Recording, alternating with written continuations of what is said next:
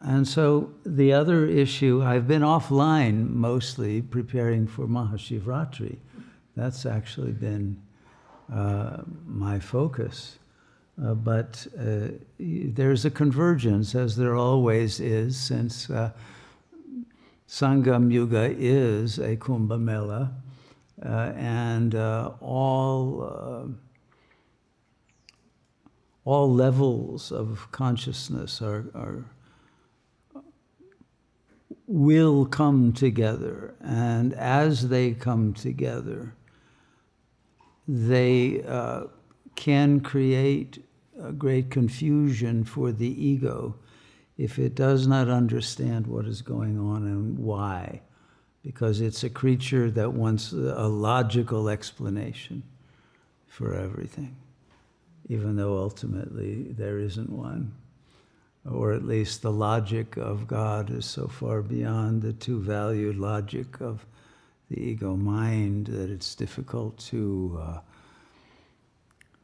attune to it without some residue of doubt or question or of some,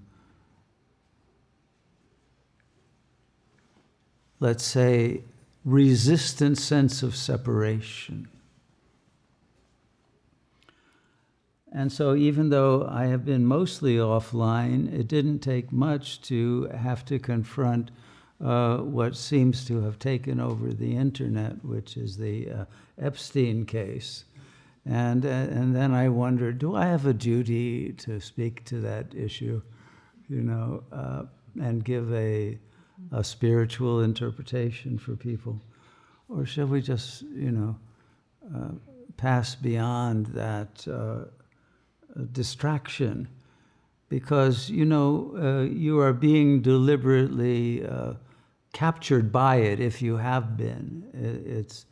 There's an intention behind these revelations to pull you in to having an emotional reaction to them, I think, for most. And for some, a sense of moral superiority or vengeance that finally those overprivileged perverts are getting theirs, or right, whatever is your particular narrative about it. Or, oh no, why didn't I get invited to those parties? Which might underlie, that level. I'm too much of a small fry, to even receive a tempting invitation, right? Thank God.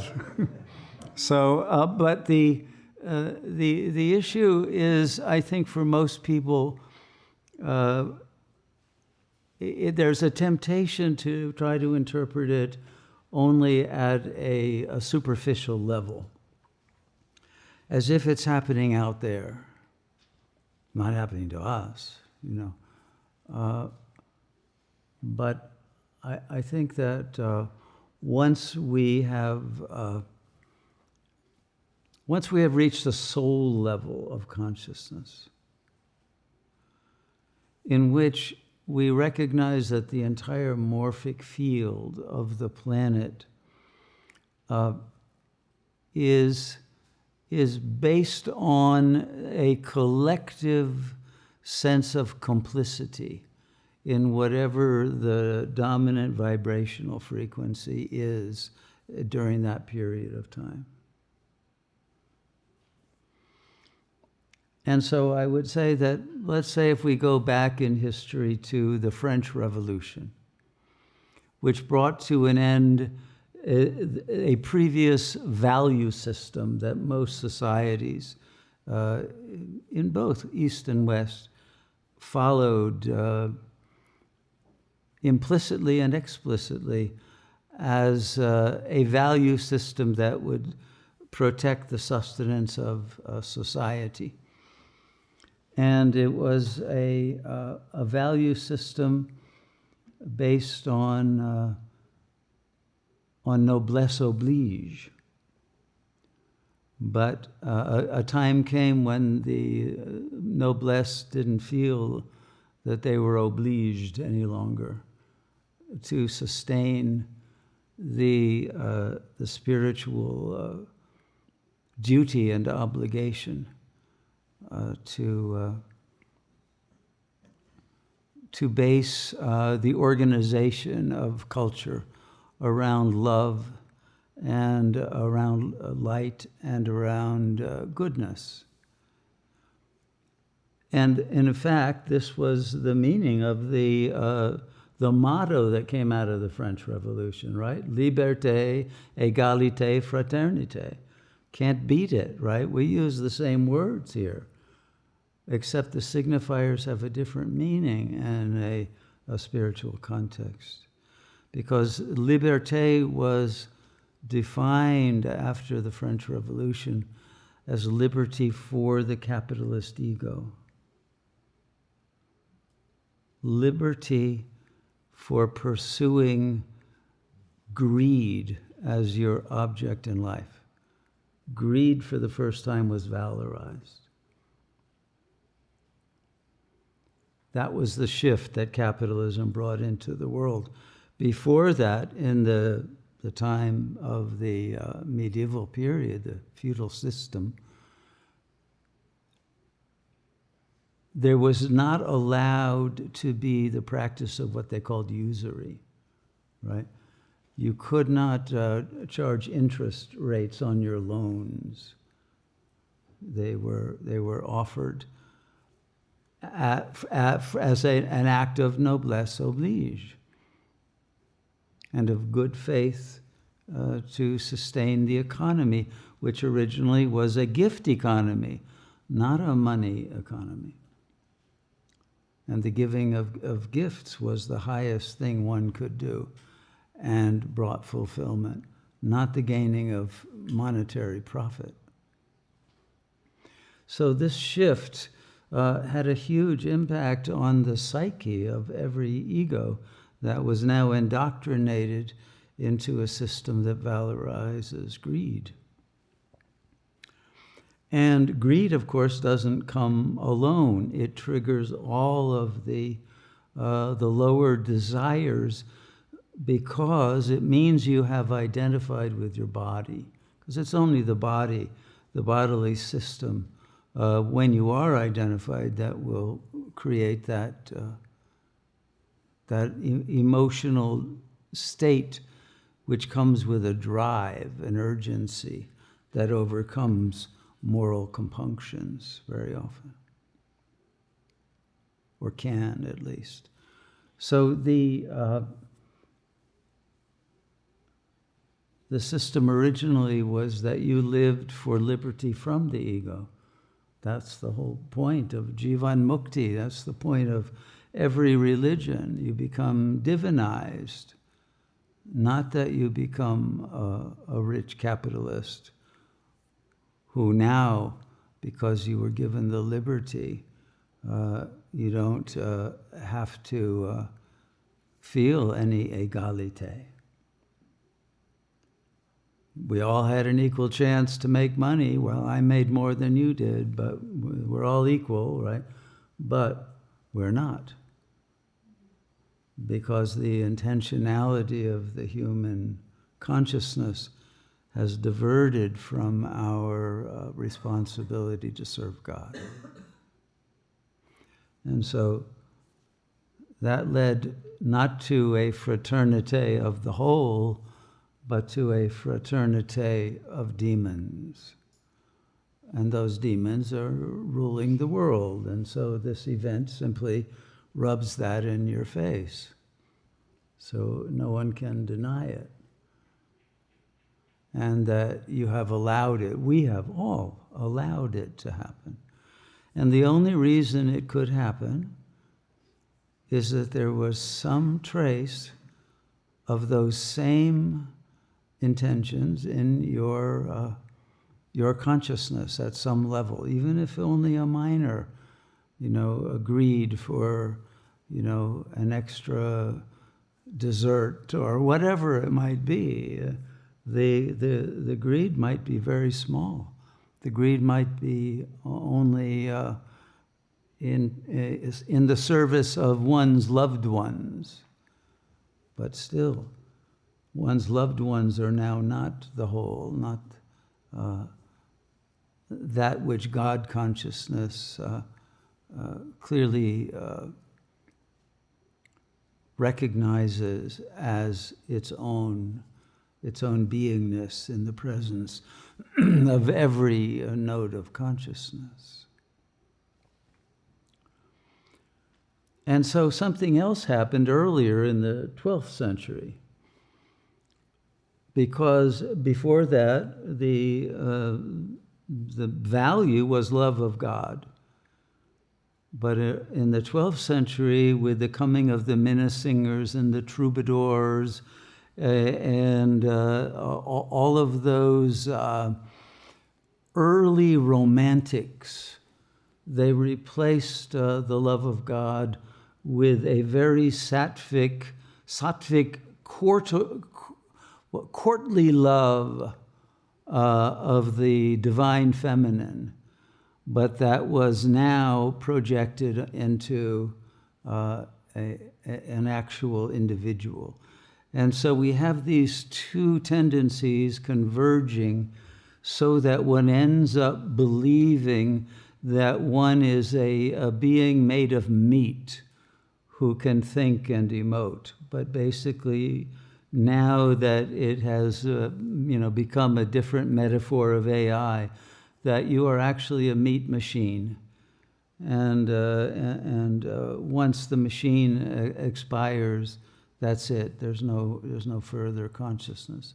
I think there are many who have that identification, even though they may tell themselves, no, I know that the consciousness will go on after life, but one is actually living one's life totally enmeshed and identified with the romantic desires of an ego whose desire now has been defiled further with greed and with the fury of the lack of satisfaction because of the capitalist hierarchy in which the majority are deprived of the opportunity of being depraved. But there is no longer access to the real within the frame of reference of the postmodern cultural frame of reference that we are indoctrinated into very early.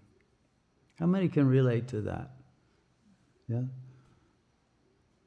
So when we are experiencing an event of this magnitude, and it is an event of magnitude because this kind of event doesn't happen until the ruling cabal has reached a level of desperation. And they are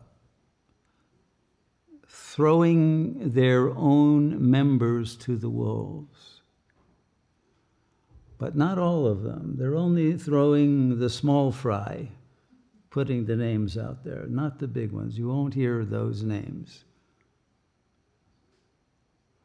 But there's a lot of pressure politically on those who are named within the governmental structure that will cause the need for those who are trapped by the realization that the walls are closing in and their participation is going to be fully unmasked,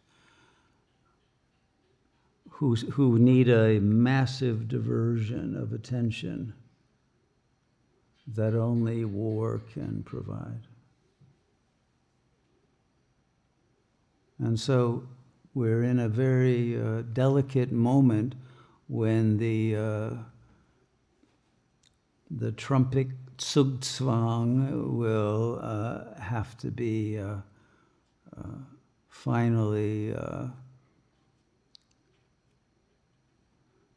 resolved in action. Can everybody feel that? But you see, the demons believe that, don't worry, this is a part of the plan, depopulation, and the demons then come out of hiding and take over the real estate of the planet. But what most people are not aware of is that they are not the supreme power. They do not really rule.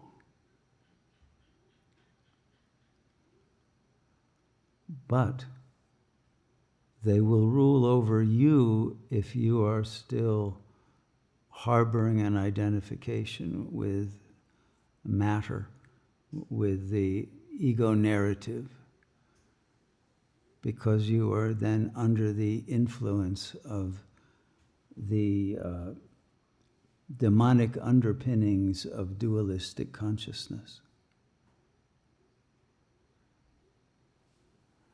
which is always both in denial and self-justification, but that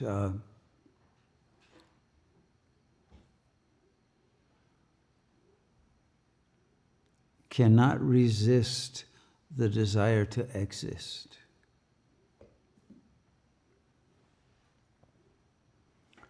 And not to remain in the 0 point where God abides. So that to me is what the teaching of the moment is for the collectivity. Whether that's the teaching for a Sat Yogi is something else. But I think that what we face is the question that each of us, I think, needs to ask in our own hearts. Is it possible to live free of craving? Right? The Buddha said no. The Buddha is the Four Noble Truths. Life is suffering, and the cause of the suffering is craving, right? Trishna, thirst. Well, I think for Kali Yuga, he was right. Buddha wasn't teaching how to get to Sat Yuga. He was teaching you what you're dealing with as a Kali Yuga phenomenon. Because that's where the consciousness, finds itself placed in the dream field. And so, is it possible to be free of any egoic craving? It could only be the case if you had surrendered your ego entirely to God, which is why you don't see very often too many who seem to actually be in a state of joy and of freedom and of a sense of sovereignty over their own mental apparatus that has now been, let's say, subsumed by a higher level of intelligence. But unless and until the yogi has docked his or her soul with the fundamental mind and entered into that dimension of reality, you won't recognize that just as at the lowest plane of consciousness you have a demonic club that's running things, right? The eyes wide shut syndrome that was partially revealed by Kubrick, and why they nailed him, as many know. So the issue is, do you realize that there is another club, and it's a club of archangels who are demon slayers, and that the presence of that realm of consciousness only becomes manifest when the soul has voluntarily allowed itself to be purified.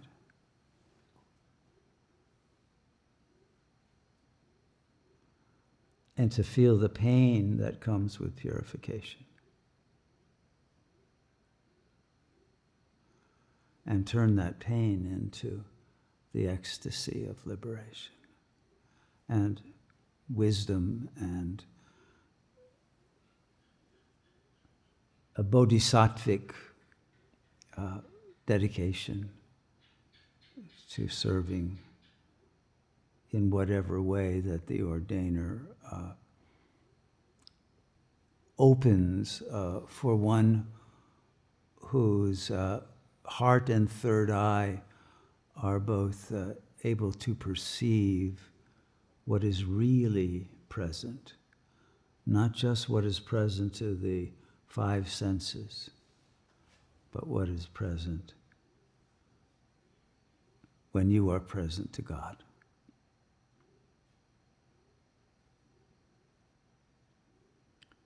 And until then, we aren't really present. We are captured by a demonic thought stream.